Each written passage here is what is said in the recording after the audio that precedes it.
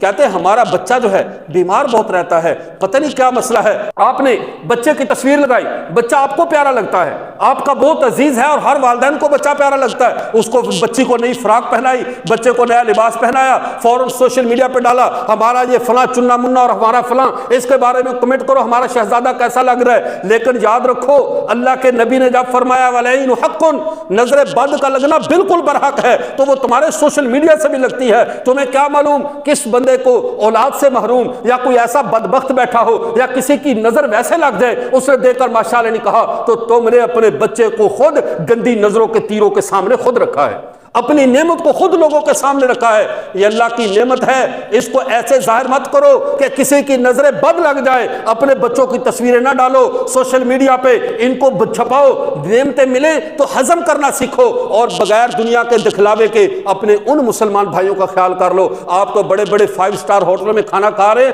اللہ آپ کے مقدر میں اور رزق کرے، ہمیں اس سے کوئی غرض نہیں کہ آپ کا رزق کا زیادہ ہو جائے، لیکن جو رزق سے محروم ہیں، جو مسلمان تمہارے ارد گرد تمہارے بھائی ایک وقت کے کھانے سے محروم ہیں، لیکن المیہ یہ ہے آج کل جتنا بھی کوئی محروم ہے، گھر میں روٹی ہو نہ ہو لیکن اس کے پاس موبائل سیمسنگ کا یا اعلیٰ کمپنی کا ضرور ہوتا ہے، جس میں نیٹ کا پیکج بھی ہوتا ہے، وہ خود تو کچھ کر نہ سکے، تمہارا مال دیکھ دیکھ کر منہ سے رال ضرور ٹپکا لیتا ہے، پھر وہ حسد کا نشانہ بنتا ہے۔ اگر آپ کے پاس وسائل نہیں ہیں دنیا کے ساتھ برابر اڑنے کے، تو دنیا کو دیکھنے کے وسائل بھی کم کر لو، اپنے سے اعلیٰ کو مت دیکھو، اپنے سے نیچے والوں کو دیکھو، سکون رہے گا۔ لوگوں کی کوٹھیاں دے کر اپنی جھونپڑی کو آگ نہ لگاؤ، بلکہ ارد گرد دیکھو جن کو جھونپڑی بھی میسر نہیں ہے۔ لوگوں کی بڑی بڑی جو فارچونر گاڑیاں دیکھ کر اپنے موٹر سائیکل پہ حسرت نہ کرو، ان کو دیکھو جو سائیکل کو بھی ترس رہے ہیں۔ دنیا میں سکون چاہتے ہو تو ایک فارمولہ ذہن میں رکھ لو، دنیا کے معاملے میں ہمیشہ اپنے سے نیچے کو دیکھا کرو جو تم سے کم تر ہو، اور